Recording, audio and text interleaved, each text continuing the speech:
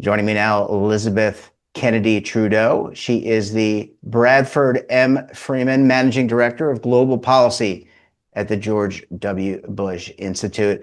Elizabeth, great to meet you. Thanks for joining us on the program this morning. Thanks, Jeffrey. Thanks for having me on. And I want to get into the crust of our conversation, which is about energy prices, food prices globally. But let me just ask you, for the audience's benefit, could you just talk a little bit about the George W. Bush Presidential Library and the Institute? No, it's great. So we're located in Dallas, Texas. So the Bush Center is located just off SMU's campus. It's three parts. So we do have the Presidential Library, which I would encourage anyone to visit. It's a really moving memorial that reflects President and Mrs. Bush's time in the White House. Not only the big impact of their presidency, including the president's emergency plan for AIDS response, their work globally, but also the issues that impacted the United States, like the attacks of 9/11. We have the Institute here, of which I'm the managing director for global policy. I have a counterpart who works on domestic issues, but on the global policy issues, we really focus on the issues that reflect President and Mrs. Bush's policies on compassion, accountability, opportunity, things that reflect American leadership, compassion, and the way America interacts with the world. Well, we thank you for coming on. Thank you for that. Let's talk about this blockade. There's obviously been, I think everyone, unless you've been under a rock, joke, that's just a joke, of course. People know about the war with Iran. They know about the blockade. But this has an impact, Elizabeth. And we've had, as I told you, we had David Anderson, who is an economist from Texas A&M, give us his perspective. But this really has a geopolitical effect on energy costs and food costs as well. It does, and I'm glad that people are talking about it now, because I think as Americans we really concentrate on what's happening in the United States rightly. I think anyone who's watching television on any day can see the price at the pump, or what's reflected when you check out your groceries. But I think what we also need to recognize as Americans as the impact of the closure of the Strait of Hormuz has on the world around. So not only on energy prices, but also on the impact on what's going to happen in the next 3 to 6 months. So already what you're seeing first on fuel is that you're seeing countries in East Asia as well as Africa, they're starting to ration fuel. You're starting to see longer lines at the pump. You're starting to see people, our countries, tell their citizens to work from home. You're seeing school closures. It's not really well reported in the United States. But more importantly, and something we're very focused on now, is the impact of the Strait of Hormuz on fertilizer. Right now, across much of Africa, as well as South and Southeast Asia, it's planting season. And about 1/3 of the world's fertilizer and fertilizer components goes through the Strait of Hormuz. So what you're seeing now is farmers having to make choices. The United Nations says right now, I think I have to check my numbers. I want to say it's 1 in 8 people suffer from food insecurity around the world. So as farmers make that choice now, either they cannot use fertilizer or they delay their planting. So you're going to see lower yields and you're going to see higher prices. So you already have a food insecure world. As this blockade continues, you're going to see even deeper impacts in some of the most insecure places in the world. And I think what you and I both know is food insecurity and famine is a trigger for conflict.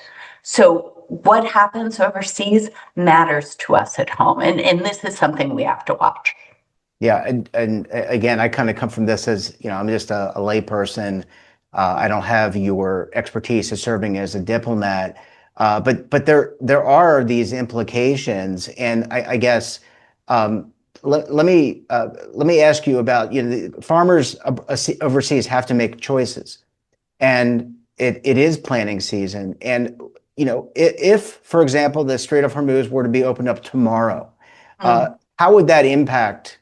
Would that change the outcomes? Would that be enough time for planters, for farmers to grow their crops and to feed their fellow countrymen?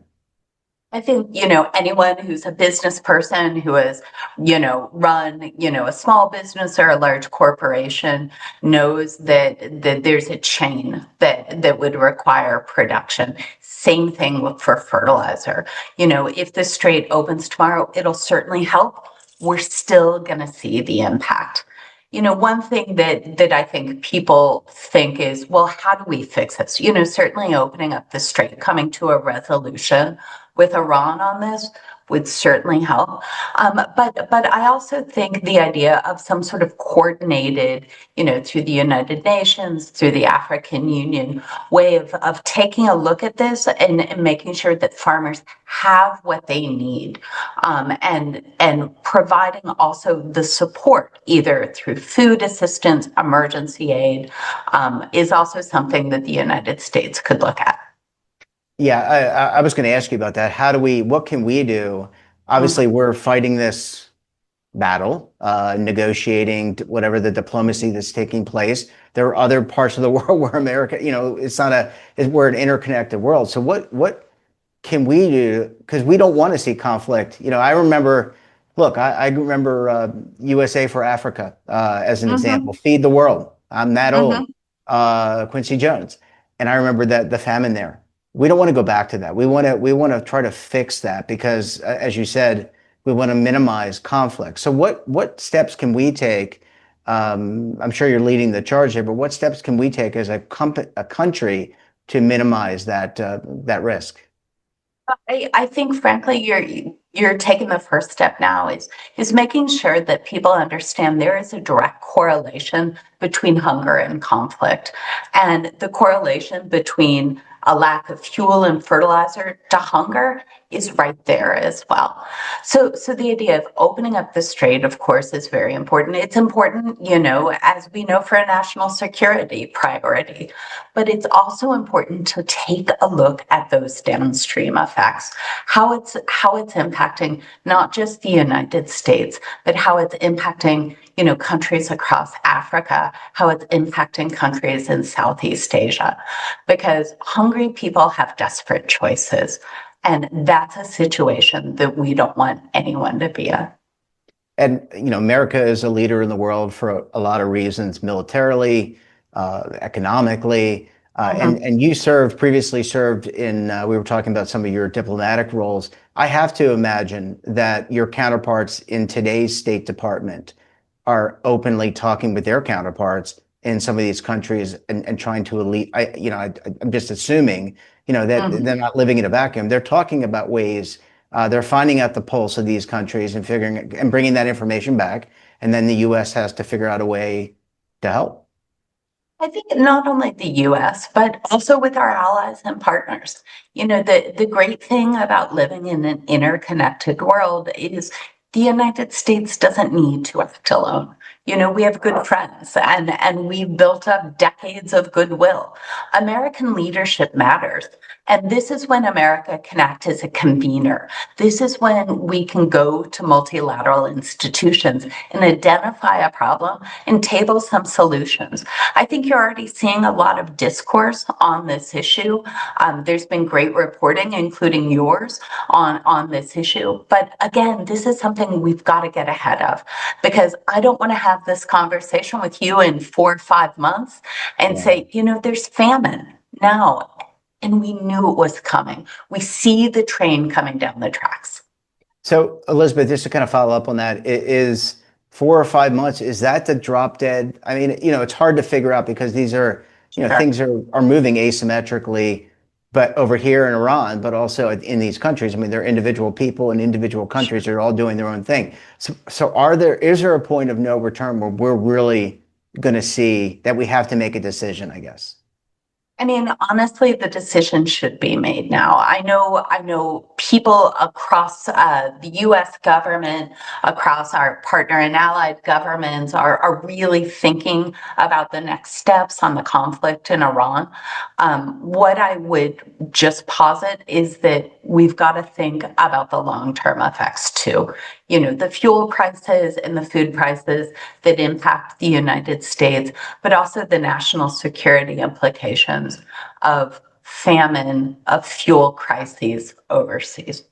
Yeah, certainly a lot to manage. I mean, from the layperson, speaking for myself and no one else, I just go to the pump. I see the pump going up. I'm like, shoot, the pump's going up. And then I go to the food store and say, oh, eggs are X, Y, and Z, or beef is X, Y, and Z. You don't really contemplate the other things that have such a major impact. And they actually do impact us longer term. If we have insecurity in food and conflict abroad, that's going to impact our prices, but it's going to impact us too because we'll be less safe. Elizabeth, we're going to have to leave it there. But look, it was great to meet you, great to talk to you. And look, we look forward to having you back on the program again very soon. That's great. And thank you so much for the opportunity. Well, thanks for watching. And don't forget, we're back again tomorrow morning with another great expert and another great topic. You can tune in right here Monday through Sunday at 7:30 a.m. Eastern Time. And don't forget to subscribe to our daily newsletter, The Morning Pulse, for all the news in one place, delivered directly to your email box. Check it out at our website.